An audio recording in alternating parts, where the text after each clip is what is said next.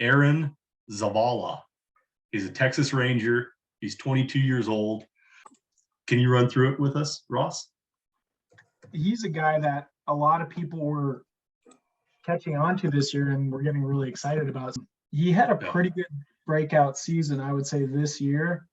Now, just to run through it, he was a pretty darn good college player out of Oregon.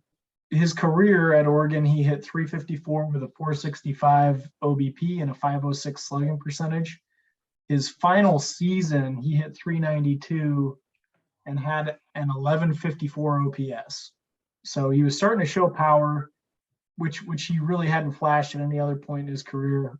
Pretty decent speed, walks more than he strikes out. Always a factor that I'm interested in when it comes to prospects.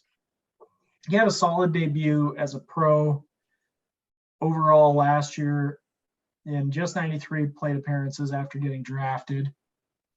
He was a second-round draft pick. He had 293 with a 419 OBP and a 400 slugging percentage. So not a lot of that over-the-fence power, but 9 stolen bases. This season, at high A and double A, he hit 277 with a 420 OBP. That's a pretty big key because that's one of his strengths is getting on base.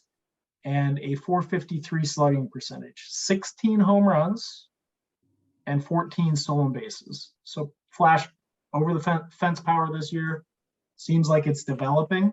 And pretty decent speed. It's not going to be game-changing speed, but decent speed.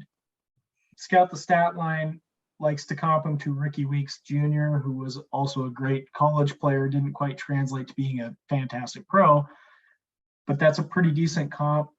His hit tool grades out at 60, above average. The power is only 45, so average area, maybe a little below average, and speed of average speed 50. So I am interested in this guy. I particularly like his plate approach. He's a guy that gets on base and he can do some damage because of that. But I don't see a superstar here. Sure. Yeah. And so I fall into this trap just a little bit. And I do it every year. I miss on college guys quite a bit. Guys that come in that are, already 21 years old, out of college. And I just miss them. And it's a fault of my own. I mean, depending on how his season goes next year, I could see him being a potential later season call-up. And his trend was really nice. He was really starting to hit well closer to the end of the season. After he got called up to Double A, more of the power started emerging. So he's a potential breakout for 2023. I know I was kind of like, I don't know if I see a superstar here. Of course, I can't tell the future on what this guy's development is going to be. It looks promising, so there's always a possibility. So, I mean, if you want to get in before that happens, if you feel like it will, then I would say now is the time to pounce. And you're right. The strikeout percentage compared to the walk percentage, really sexy. And then the counting stats, having 16 home runs and then 14 stolen bases. It's a really nice season. It really is. And sitting in Double A already at 22 years old.